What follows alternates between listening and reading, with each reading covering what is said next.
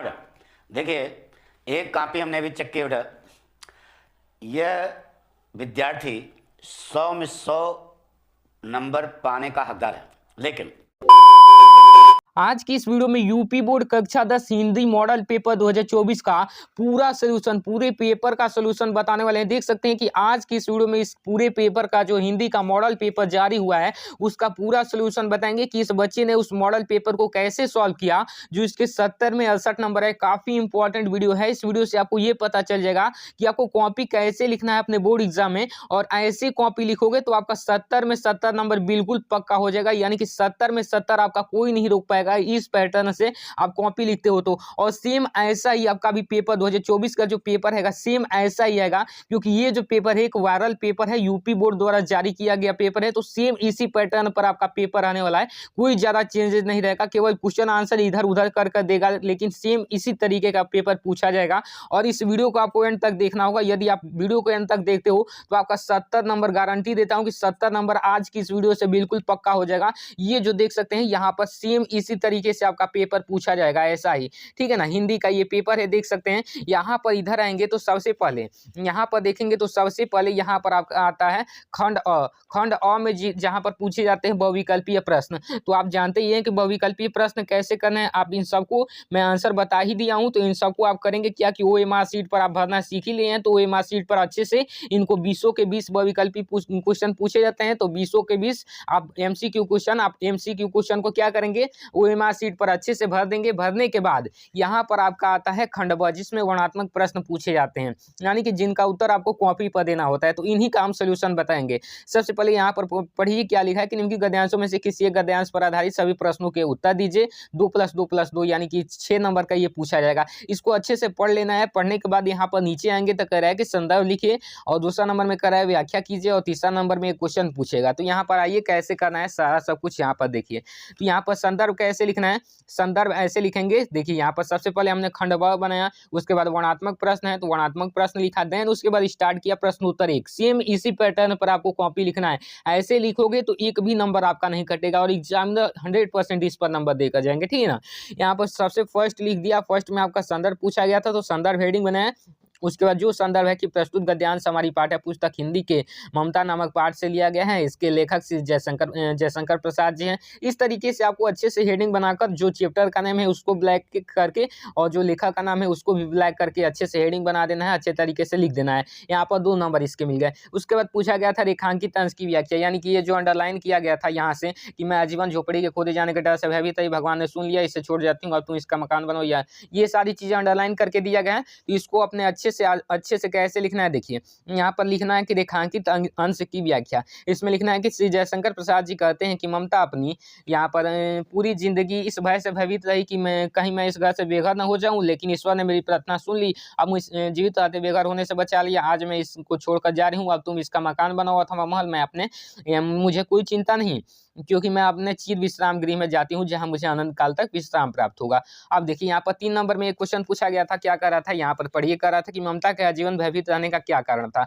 2 number का वो प्रश्न था। तो देखिए यहाँ पर 2 नंबर इसको मिल गया। कैसे लिखा कि ममता नहीं चाहती थी कि मुगल शहंशाह के पैर उसकी झोपड़ी में पड़े और वह उसे किसी प्रकार की सहायता दे, वह अपने निवास स्थल को लेकर भयभीत रही, ठीक है ना। तो इस चीज को अच्छे से यहाँ पर लिख दिया, इसके 2 नंबर अच्छे से मिल गए। उसके बाद देखिए, उसके बाद यहाँ पर प्रश्नोत्तर 2 हेडिंग बनाया है। प्रश्नोत्तर 2 यहाँ पर देखिए, यहाँ पर अथवा करके भी दिया जाता है, ये कीजिए या फिर ये कीजिए। तो इसने पहला किया है तो दूसरा छोड़ दिया है, क्योंकि अथवा वाला था।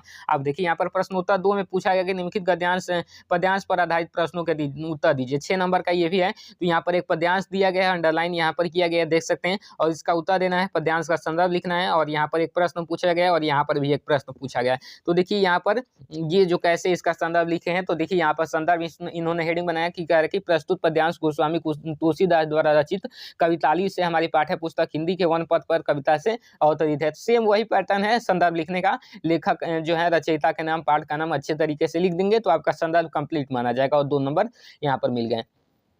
उसके बाद पूछा गया था 2 नंबर में कि श्री राम के नेत्रों से आंसू क्यों बहने लगे, तो यहाँ पर अच्छे से लिखा है कि श्री राम के नेत्रों से आंसू इसलिए टपकने लगे क्योंकि वन में पैदल चलते चलते सीता जी बहुत व्याकुल हो गई थी और बहुत थक गई थी और राजमहल की सुख भोगने वाली अपनी भार्या की ऐसी दशा देखकर श्री राम के नेत्रों से आंसू निकलने लगे। तो बहुत आसान तरीके से इन्होंने लिखा है और 2 नंबर का पूछा गया था तो लगभग 3 से 4 लाइन में आपको लिख ही देना है। उसके बाद एक पूछा गया था कि पर्णकुटित करिहे कित में कौन सा अलंकार है, तो करिहे कित यानी क आ रहा है यानी कि वर्णों की आवृत्ति हो रही है तो अनुप्रास अलंकार हो जाएगा। 2 नंबर अच्छे से यहाँ पर भी इनके मिल गए। अब चलिए यहाँ पर अच्छे तरीके से यहाँ पर प्रश्न उत्तर 3 आगे इन्होंने हेडिंग बनाया, प्रश्न उत्तर 3 देख लीजिए। यहाँ पर दिए गए संस्कृत पद्यांश में से किसी एक का संदर्भ सहित हिंदी में अनुवाद कीजिए। 3 + 2 + 3 5 नंबर का यहाँ पर एक संस्कृत पद्यांश दिया गया है, अच्छे से यहाँ पर इसको पढ़ लेना है और इसका आपको क्या करना है, हिंदी में अनुवाद करना है, ठीक है ना, उस संदर्भ सहित, ठीक संदर्भ सहित हिंदी में अनुवाद करना है। तो इसको अच्छे से आप पढ़ लेंगे।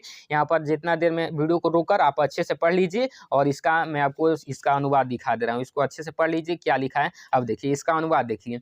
संदर्भ सबसे पहले लिखेंगे प्रस्तुत गद्यांश हमारी पाठ्य पुस्तक हिंदी के संस्कृत खंड के वाराणसी पाठ से लिया गया है। ये वाराणसी चैप्टर से था तो हमने लिख दिया कि वाराणसी पाठ से लिया गया है। 2 नंबर यहाँ पर मिल गए। व्याख्या लिखेंगे कि यह नगरी भारतीय संस्कृत और संस्कृत भाषा की केंद्र स्थली है। यहीं से संस्कृत साहित्य और संस्कृति का प्रकाश सभी जगह फैला। मुगल युवराज दारा सिकोह ने यहाँ आकर भारतीय दर्शन शास्त्रों के अध्ययन किया। वह उनके ज्ञान से इतना प्रभावित हुआ कि उसने उपनिषदों का अनुवाद फारसी भाषा में कराया। यहाँ पर 3 नंबर इनको बहुत अच्छे तरीके से मिल गए। 3 और 2 5 नंबर का 5 नंबर अच्छे से मिल गया, ठीक है ना। चलिए उसके बाद प्रश्न उत्तर 4 आता है। प्रश्न उत्तर 4 में यहाँ पर क्या पूछा गया था, देखिए यहाँ पूछा गया कि पद्यांशों का संदर्भ सहित हिंदी में अनुवाद करना है। 5 नंबर का आपको एक वीडियो में मैं बता दिया हूँ, 5 महत्वपूर्ण पद्यांश बता दिया हूँ जिनको तैयार कर लोगे तो गारंटी है कि 5 नंबर ये और 2 नंबर श्लोक रेखन, 7 नंबर फिक्स हो जाएगा, ठीक है ना। तो यहाँ पर एक पद्यांश दिया गया है कि सर्वे भवन्तु सुखिनः सर्वे सन्तु निरामया सर्वे भद्राणि पश्यन्तु मा कश्चित् दुःख भाग् भवेत्। तो यही वाला इन्होंने किया है। तो देखिए इसका सबसे पहले संदर्भ लिखा है कि प्रस्तुत श्लोक हमारी पाठ्य पुस्तक हिंदी के संस्कृत खंड से वाराणसी पाठ से लिया गया है, भारतीय संस्कृत पाठ से लिया गया है। इसका 2 नंबर इनको मिल गया।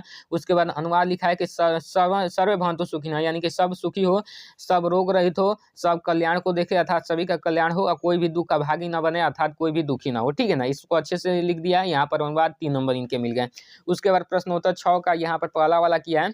यहाँ पर देख सकते हैं प्रश्नोत्तर यहाँ पर कौन सा, प्रश्नोत्तर 5 का। प्रश्नोत्तर 5 यहाँ पर क्या कह रहा था कि अपनी पठित खंड काव्य के आधार पर किसी एक का उत्तर दीजिए। खंड काव्य आपके जिले के हिसाब से लगता है, जो भी जिस जिले के हैं उस जिले का आपको खंड काव्य तैयार कर लेना है और गारंटी है कि वही आएगा। तो इन्होंने कर्ण खंड काव्य को लिखा है, तो देख लीजिए कैसे लिखा है, थोड़ा देख लीजिए। कर्ण खंड काव्य में किनका चित्रण किया है, कुंती का। यहाँ पर कुंती का एक पूछा गया था ना, तो कुंती का चित्रण किया है, तो कुंती का यहाँ पर लिख दिया। अभिशप्त माता हेडिंग बनाकर और जितना भी है उसको अच्छे से लिख दिया। उसके बाद इधर देखेंगे तो क्या लिखा, दुखिया माँ। दुखिया माँ में 2-3 लाइन लिख दिया अच्छे से। चिंतित माँ में भी 2-3 लाइन लिख दिया। ऐसे करके इनको 3 नंबर अच्छे तरीके से मिल गए। उसके बाद यहाँ पर प्रश्नोत्तर यहाँ पर देखेंगे तो 6 का क पूछा जाता है। 6 के क में यहाँ पर लेखक का जीवन परिचय पूछा जाता है और एक प्रमुख रचना। 3 दिए हैं, तीनों को तैयार कर लेते हो तो यही पूछे जाएंगे, गारंटी है। तो तीनों में से किसी एक का लिखना है, तो कौन सा लिखना है, तो इन्होंने लिखा है जयशंकर प्रसाद का, तो इन 3 नंबर वाला लिखा है। 5 नंबर का है। तो देखिए कैसे सबसे पहले हेडिंग बनाया प्रश्नोत्तर 6 का क और 6 का क में यहाँ पर एक चीज मिस्टेक किया है। ये जो 3 नंबर में पूछा गया था ना, तो इसको यहाँ पर 3 नंबर हेडिंग बना देना चाहिए। हाँ ऐसे कि 3 नंबर वाला हम जयशंकर प्रसाद का लिख रहे हैं, तो ये मिस्टेक आप ध्यान दीजिएगा और ऐसे ही आपको लिखना है जीवन परिचय। देख लीजिए यहाँ पर एक कॉलम में आपको संक्षिप्त परिचय में नाम, जन्म, पिता, माता, मृत्यु, ये 4-5 चीजें लिख देना है और देन यहाँ पर जीवन परिचय हेडिंग बनाकर ये सारी चीजें लिख देना है। और आप जानते ही हैं जीवन परिचय कैसे लिखना है, जीवन परिचय याद कर लीजिएगा और नहीं याद है तो इसको सेम इसी तरीके से आप छाप देंगे तो आपका बिल्कुल अच्छा मार्क्स मिलेगा, सेम इसी तरीके से। उसके बाद इधर आएंगे तो आपका ख वाला प्रश्नोत्तर 6 का ख में पूछा जाएगा यहाँ पर तुलसीदास का। तुलसी देखिए यहाँ पर पेपर में, देखिए पेपर में यहाँ पर कहेगा कि कवि का जीवन परिचय देते हुए एक प्रमुख रचना का उल्लेख कीजिए। 5 नंबर का 4 दिया है, चारों में से कोई एक करना है, तो इन्होंने किया है गोस्वामी तुलसीदास यानी कि पहला नंबर वाला। तो इस तरीके से फर्स्ट हेडिंग बनाएंगे। आप देखिए पहले नंबर में इन्होंने क्या किया है, गोस्वामी तुलसीदास हेडिंग बनाया। उसके बाद यहाँ पर संक्षिप्त परिचय लिख दिया, नाम, जन्म, पिता, माता और मृत्यु, और आसान तरीके से जीवन परिचय आप जानते ही हैं कि कैसे लिखना है, वरना आप यहाँ से स्क्रीनशॉट ले लीजिएगा और अच्छे से आप अपने कॉपी पर उतार कर इसको अच्छे से छाप दीजिएगा, ठीक है ना, और याद कर लीजिएगा। उसके बाद देखिए यहाँ पर इनका ये हो गया, यहाँ पर जीवन परिचय यहाँ पर खत्म हो गया। 1623 में इनकी मृत्यु हो गई। एक रचना लिखना होता है, रचना इनका हो गया रामचरितमानस। 2 नंबर यहाँ मिल गया, 3 नंबर ये, 5 नंबर इनका मिल गया।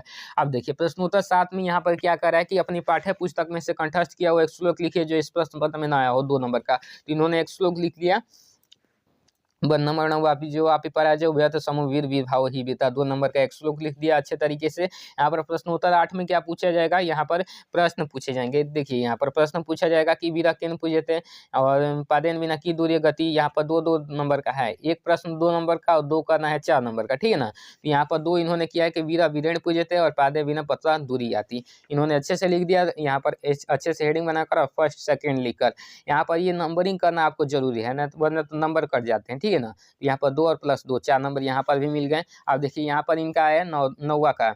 यहाँ पर देखिए 9 नंबर का आतंकवाद की समस्या और समाधान। यहाँ पर देखिए यहाँ पर आता है आपका निबंध लिखने का। निबंध यहाँ पर देख सकते हैं लिखने का आ रहा है। 4 निबंध दिए गए हैं। देश प्रेम, आतंकवाद की समस्या और समाधान, प्रदूषण और मानव जीवन, आज़ादी का अमृत महोत्सव। 9 नंबर का है निबंध। यहाँ पर 2024 में आपका 7 नंबर का ही कर दिया गया है निबंध। आगे एक पत्र लेखन ऐड किया गया है तो उसको भी देख लीजिएगा अच्छे से। उस पर भी वीडियो बना दिया हूँ पत्र लेखन पर, मेरे चैनल पर पड़ी हुई है। बहुत आसान तरीके से आपको बता दिया हूँ सारी चीज़ें, तो जाकर देख लीजिएगा। यहाँ पर देखिए अच्छे से इन्होंने ये क्या किया है कि निबंध लिख दिया है अच्छे से। रूपरेखा, प्रस्तावना, ये 2 चीज़ें आपको हमेशा बनाना है। उसके बाद बाकी बात आप क्या लिखते हैं वो एग्जामिनर नहीं देखते हैं। आपको रूपरेखा, प्रस्तावना और एक चीज़ और है, यहाँ पर अच्छे से हेडिंग बनाकर इन्होंने लिख दिया।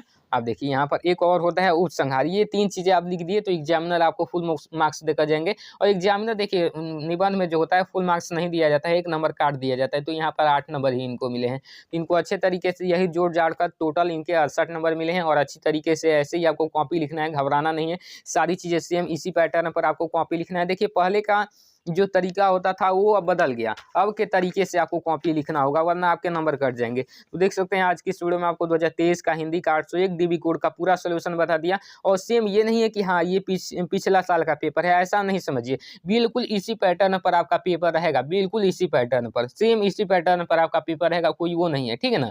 तो इसी पैटर्न पर आपका पेपर रहेगा। इसको तैयार कर लेते हो तो इससे भी ज़्यादा क्वेश्चन फंसेंगे। तो इसको आज की इस वीडियो में बता दिए। कैसी लगी वीडियो कमेंट में जरूर बताइएगा। मैं मिलता हूँ आपको इसकी नेक्स्ट वीडियो में, तब तक के लिए जय हिंद, वंदे मातरम।